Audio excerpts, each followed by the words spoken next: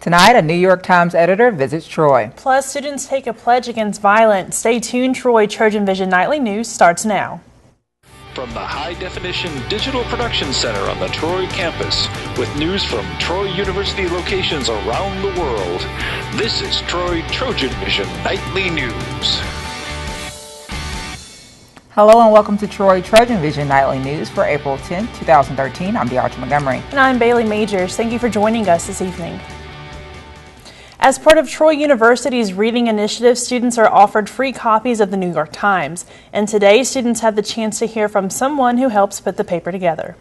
What are the big challenges facing journalism now? Breaking news can happen anytime, anywhere, and the way people receive their news is changing with the progression of technology.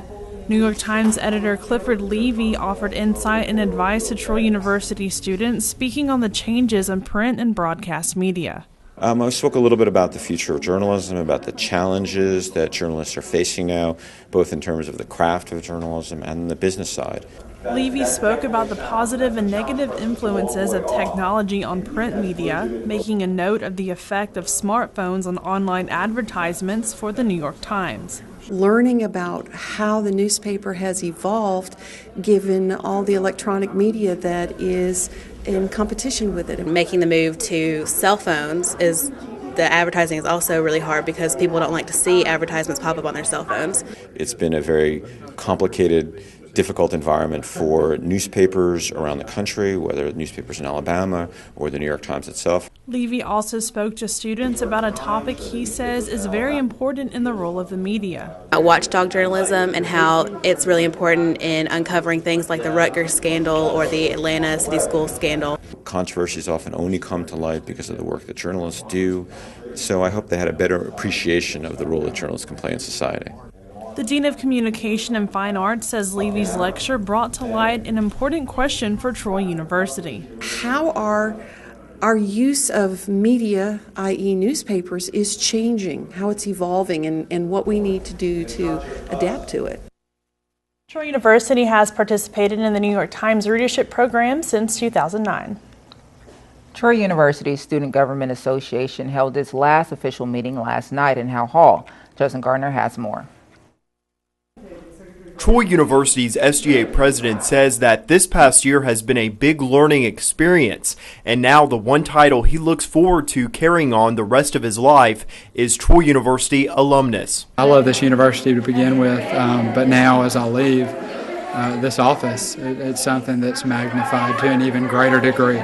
And I'm so thankful for what it's meant to me and the difference it's made in my life. Nicole Icuzio has been serving Troy students since she was a freshman 4 years ago. Icuzio has taken on several leadership positions within the SGA, and last night was her final meeting. I'm from New Hampshire, so when I got to Troy, I didn't know anyone, and I joined SGA as a way to get involved and to start to meet new people and to be able to give back to the university that's given me so many opportunities the past 4 years has just been amazing. And with some senators saying farewell to the SGA, others are preparing for their new role. I'm ready for us just to start fresh with a continued vision, but a new vision. Cody Farrell is about to take on the task of being Troy University's new SGA president. Farrell says he's eager to get the ball rolling. I've already been to a Board of Trustees meeting. I've already released a lot of my, my 5-point plan running for president, putting in there, the ideas about the new student recreation facility, enhanced library, civic engagement. A lot of that stuff has been released to them, but now it's going to be me going back in with follow through, presenting to them what my vision is for the university. And then from there, the ball's in their court. That's when the Student Government Association's done their part, and it's time for the university to do their part as well. So they should know that I'm here to be their advocate, and I will not stop until something happens, that's for sure. Judson Garner, Troy, TrojanVision News. The SGA does not assemble over summer semester, and it will resume in the fall. April is Sexual Assault Awareness Month, and One Troy organization is giving students the chance to show their support to the victims. Rachel Scarborough gives us a look at this year's These Hands Don't Hurt campaign. On Wednesday, the Sexual Assault and Violence Education, or SAVE project, gave a helpful hand to those who have been sexually assaulted. These Hands Don't Hurt is a way for students and community members to stand up against sexual violence. It's an event to bring awareness to violence against women.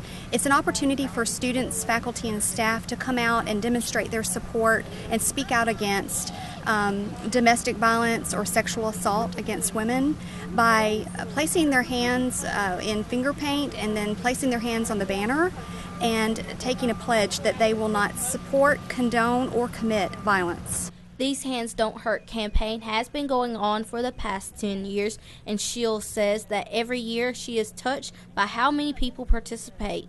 It is so touching, the outpouring of support from the university community. Every year we are touched by so many people coming out and participating in this event. Shield hopes that students participate because they may know someone who has been a victim and can help support them. They probably know somebody who's been impacted or affected by violence. If they have not experienced violence personally themselves, they know somebody who has been a victim of some form of victimization. So it's important to show their support and speak out against victimization and violence against women. Rachel Scarborough, Troy, TrojanVision News. The banner will be on display in the Trojan Center for the rest of the month. For a musician, it doesn't get much more exciting than hitting the road for the first tour. And for a few Troy students, they're experiencing that feeling for the first time. Songs are written and the band is set. All that's left is for someone to flip on the lights. But for many bands, the chance to record their tracks in a professional space is far-fetched. But for one group of local musicians, that dream has become a reality. The group Populous made their first concert appearance Tuesday night at the studio in downtown Troy. The group is all students from the music industry program. 4 of the songs that they perform were all written by the group, and it's a new group, and they're growing and prospering. The band played a variety of songs from alternative and rock to R&B and Latin. Olivia Ellis, a vocalist for Populous, says how the band's love of all types of music brings the group together. I think every time we come together, we sort of get closer, we bond more, and we've learned to sort of trust each other. And while the band felt the concert was a success, Troy is not their only destination. In fact, Tuesday night was the first show on Populous' first tour as a new group. We're playing in Montgomery. We're going to play 2 schools. We're going to play Trinity Presbyterian School in the morning. And then that night we'll play St. James High School, which is actually where I went to high school. And then the next day we're going to Birmingham. And then from there it's straight on to Nashville for recording for 2 days. Students who attended said they enjoyed the live concert and were pleasantly surprised at the band's performance. I didn't realize that they were in Troy, but I think it's great that they're all students, and they did a wide range of different songs, so that was cool that they touched on different genres. I really like that they all had their own thing, because normally bands have one lead singer and the band, but here everyone had their own part. That's cool. Recording their second album by the end of the week in Tennessee. And now taking a look at news from around the state, in Montgomery, Governor Robert Bentley has signed a legislation to help all counties participating in a program to repair roads and bridges. The state has started a more than $600 million road and bridge repair program. And coming out of Birmingham, strong storms and possible tornadoes are expected to strike Alabama as a cold front begins to sweep across the state. The National Weather Service says scattered thunderstorms are expected to move into northwest Alabama late tonight. Storms are expected to become more widespread by late tomorrow morning.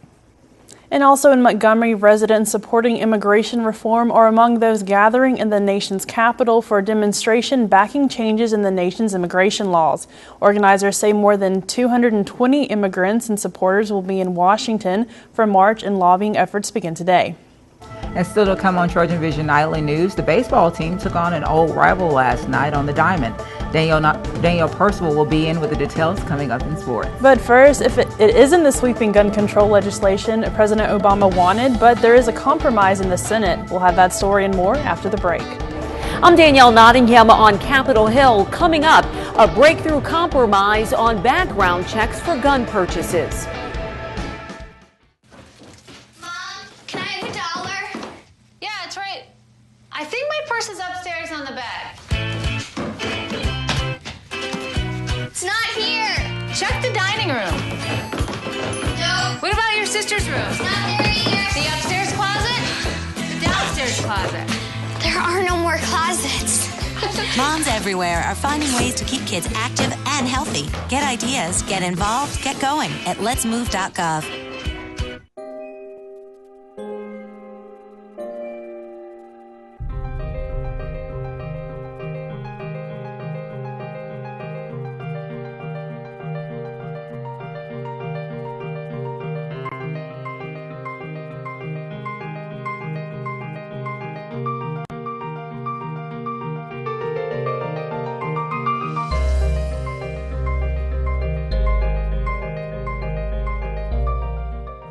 From the high-definition digital production studios of Troy University, you're watching the award-winning TrojanVision Nightly News. And now for a look at what's happening across the nation and around the world, we'll go to Deatra Montgomery at the Global News Desk. Deatra. Thanks, Bailey. It isn't the sweeping gun control legislation President Obama wanted, but there is a compromise in the Senate to expand background checks. Danielle Nottingham reports from Capitol Hill. Morning. Pennsylvania Republican Pat Toomey and West Virginia Democrat Joe Manchin stood together to announce a deal that will expand background checks to more gun buyers. Truly, the events at Newtown changed us all. It changed our country, our communities, our towns. Their bipartisan proposal requires background checks for firearms purchased at gun shows and over the internet. Both senators have a top rating from the National Rifle Association, and their compromise could appeal to other conservative lawmakers. I don't consider criminal background checks to be gun control. I think it's just common sense. Family members of gun violence victims spent a second day walking the halls of Congress, pressing senators to pass new gun laws. Joining some of the Sandy Hook families, Emily Nottingham. Her son Gabe Zimmerman was working for Congresswoman Gabrielle Giffords when he was shot and killed. Nottingham wants to see a vote on the Senate floor. Think about protection of our children and our grandchildren as much as the convenience of gun owners. Senate Majority Leader Harry Reid plans to start debate on gun legislation Thursday. Some GOP senators have been threatening to filibuster.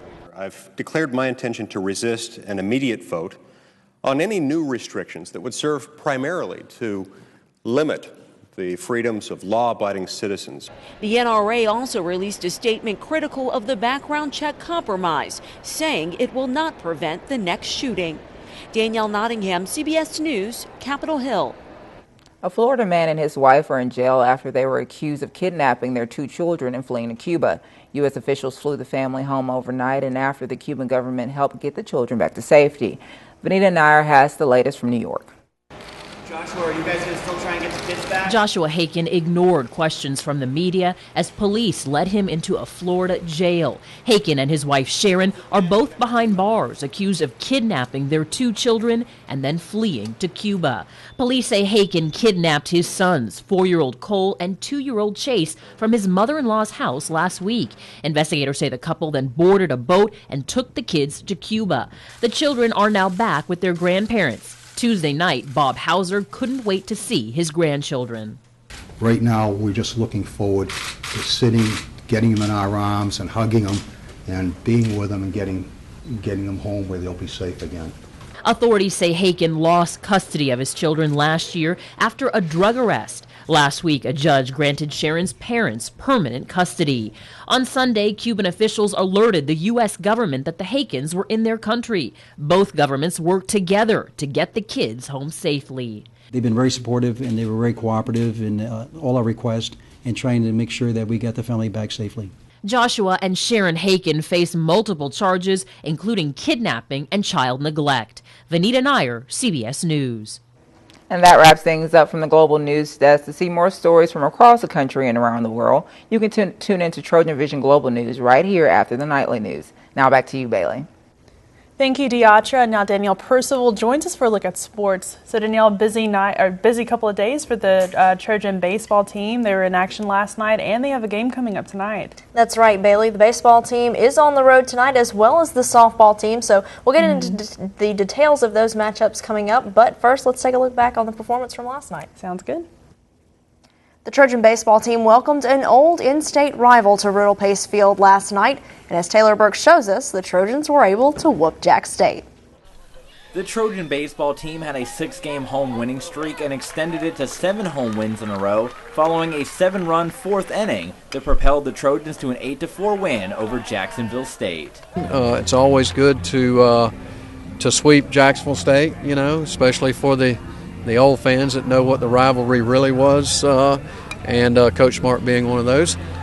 So it's always good to get that done. Troy scored 8 runs on 12 hits, including the big 7-run 4th inning.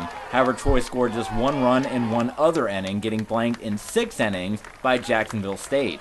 Coach Pierce and the Trojans say that while the 7-run inning is great, they would like to see the runs spread across the entire game. Offensively, it was another one of those games where we had the big inning, but the issue that I have is the zeros before that and the zeros after that. We've just got to learn to be a little bit more consistent with our work. The more you can score every inning, the better.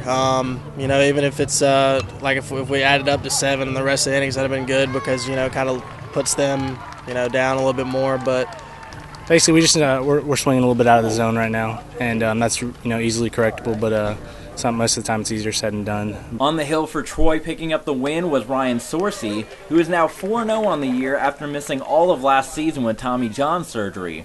Sorsey had 7 strikeouts in the game, allowing 1 run on 5 hits. I felt comfortable the more I went out there. The first inning was a little rough, leaving the ball up in the zone a little bit, but as the game went on, I got more comfortable getting the ball down the zone, letting them get themselves out. Coming off the surgery year, we were being a little passive with him. Now, we had an 8-1 lead. So, if it's a 4-3 game at that time or 2-1 game at that time, he probably goes out there in the 6th. But the game's set up nicely for him to get his work done and get out and give us an opportunity to get some other guys in there. Taylor Burke, Troy, TrojanVision Sports. And as Bailey mentioned, it's a quick turnaround for the Trojans as they are on the road tonight to take on Samford. First pitch is scheduled for 6 o'clock tonight in Birmingham. And while the baseball team is in action in Birmingham, the softball team will also be taking on an in-state opponent, the Auburn Tigers. The Trojans and Tigers were scheduled to play earlier in the season, but that game was rescheduled due to the weather. The Trojans defeated the Tigers last season at the Troy Softball Complex 7-1 when the Tigers were nationally ranked. The Trojans have won 4 of their last 5 outings, and while the Tigers might have revenge on their minds, head coach Melanie Davis says her team just needs to be ready to play.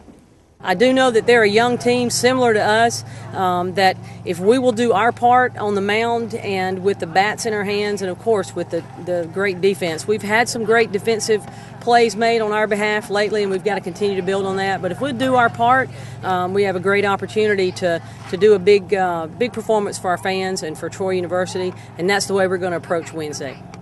This is one of the Trojans' final 2 non-conference games of the season. First pitch tonight in Auburn is scheduled for 6 o'clock. And on senior day for the Trojan tennis teams, the women certainly made it a memorable one by running their current win streak up to 12. The 2 seniors, Caroline Grimmel and Rosaura Ramirez Vega, were honored before the matches and helped the women to a 7-0 victory over Alabama State. Both seniors were involved in winning the doubles point, and the win moved the Trojans to 16-4 overall on the season and gives them the 3rd longest winning streak in the nation. They're playing with confidence, and they're playing to win. They're playing not to lose, and that makes a big difference. And, now they're in contention to go to the conference tournament and as a top 4 seed and compete for a championship and NCAA berth. The women will put that streak on the line this weekend as they take on nationally ranked North Texas Friday on the road. So Deatra Bailey, the baseball team, able to pick up the victory last night against an in-state opponent. We'll have to wait and see if they can do it again on the road tonight. Right. And then the softball team as well on the road taking on the Auburn Tigers. Best of luck to those teams in action tonight. Absolutely. Congratulations once again to the baseball team. Best of luck to them and the softball team tonight. Absolutely. Thanks, Danielle. Thank you. And still to come on TrojanVision Nightly News, a play written by an employee of the university will be in production soon. Find out more. But first, we've seen sunshine all week, but is this sunny weather going to stick around long? Courtney? Well, Bailey, we have had beautiful weather the first of the week, but unfortunately it does look like severe weather may be creeping into our area for tomorrow. I'll have more details coming up next in weather. Do you like this top? So gay. Really? Yeah, it's totally gay. You really shouldn't say that. Say what? Well, say that something's gay when you mean it's bad. It's insulting. What if every time something was bad, everybody said, "Oh, that's so girl wearing a skirt as a top"? Oh, you are. Those are cute jeans, though. When you say that's so gay, do you realize what you say? Knock it off. I was looking for something that if I had to take online, I could still take it, but I wanted that personal touch that Troy offers. I needed to be able to work around my schedule because I still support my family full time, and I needed to be able to be flexible, and Troy met those needs. On campus or online, Troy offers you an extraordinary education with the flexibility you need. Troy University. It's all you need to know. My name is Jeremy. I am a criminal justice major with Homeland Security. I needed to reinvent myself, and I chose Troy. From the high-definition digital production studios of Troy University, you're watching the award-winning TrojanVision Nightly News. Now Courtney Addison joins us for a look at weather. Well, Courtney, all this week we've seen sunny skies, pretty weather, wonderful temperatures. We've seen clouds coming in this afternoon. Is that an indication of rain? You know, like you said earlier this week, we've had picture-perfect weather, you know, spring temperatures, everyone's in shorts and their flip-flops, but unfortunately it looks like those clouds are going to continue to roll in throughout the evening and throughout the night and stick around for tomorrow, and a possibility of some severe weather. There's an 80% chance of rain for tomorrow, but I'll get into that a little bit later. First, let's take a look at our campus cam. Looking at our campus cam, beautiful day outside. A few clouds are roaming around. But it is a beautiful day. Make sure you get outside and enjoy the weather today because we might not have that tomorrow. Going into our current conditions, we see partly cloudy skies today. Temperature coming in at 82, dew point at 53, humidity at 41, barometer coming in at 30.00 and falling, and winds coming in from the south at about 10 miles per hour. Looking at today's statistics, we had a high of 84, a low of 59. There was no rain. Sunrise was at 6:21 a.m. and the sun should set around 7:10 p.m. Looking at temperatures from around the state, we see mainly everyone is experiencing temperatures into the 80s, with the exception of Mobile experiencing temperatures at 78. But they are experiencing temperatures into the 80s and with sunrise throughout the most part. Mobile coming in at 78, Birmingham 84, as well as Montgomery, Huntsville reaching almost 90 at 88. Troy 82, Phoenix City 84, and Dothan at 83. Taking a bigger look at temperatures around the southeast, most everyone, like I said earlier, is experiencing temperatures in the 80s, but if we look back towards the west, parts of Texas and Oklahoma are experiencing temperatures into the 30s and the 40s. We can look for those temperatures to be moving into our area in the next couple of days. Taking a bigger look at temperatures around the south states, we see lots of blue still continuing to develop in the midwestern part of the United States. A cold front they are experiencing. The cold front as right here, they are experiencing. If we take a closer look into our area, we get a better look at this cold front, which is going to be moving into our area in the next couple of days, pushing those storms into our area that we'll be experiencing. Going into our precipitation forecast for the next 48 hours, we can be looking to experience about an inch of rain, half an inch of rain for the most part around the southeastern part of the United States. Going into tomorrow's forecast, like I said earlier, there is a chance for very severe weather to be in our area tomorrow, so make sure you're really careful if you're going to be outside. But most of that rain should be out of our area by Friday, so we should have a good start to our weekend. And we should, in the middle of the weekend, we should still be able to get outside and experience beautiful weather. Shouldn't be any rain in our area. And closing out our weekend on Sunday, there should be a little bit of rain back into our area. That is a slight chance that we can be experiencing anywhere up to half an inch of rain on Sunday. Looking at tonight's forecast, we have mostly clear skies with a few passing clouds overnight. It's going to be a very humid night. Humidity should come in tonight between 80 and 85%, with winds coming in from the south-southeast at 5 to 10 miles per hour with gusts up to 15 miles per hour with a low of 59. Moving into tomorrow's forecast, we have an 80% chance of rain. Thunderstorms early in the morning, which will continue to develop and strengthen throughout the day, with a possibility of those being very severe to produce large amounts of hail and strong winds. And those winds should be coming in from the south at about 14 miles per hour with gusts reaching up to 25 with a low of 86. So it's still going to be a warm day outside tomorrow, just expecting a lot of rain. Looking at our 4-day forecast, Thursday high of 80 with a low of 52 with an 80% chance of rain. Friday high of 76, low of 47. Saturday reaching a high of 79, low of 51. And Sunday high of 79. So Deatra, Bailey, we should have rain tomorrow, unfortunately, so make sure that you have your umbrella and your rain boots on hand because it can be very severe. So try to stay off the roads if any way possible. So make sure everybody stays safe. All right, that's great to know. Thanks so much, Courtney. Thanks, Courtney.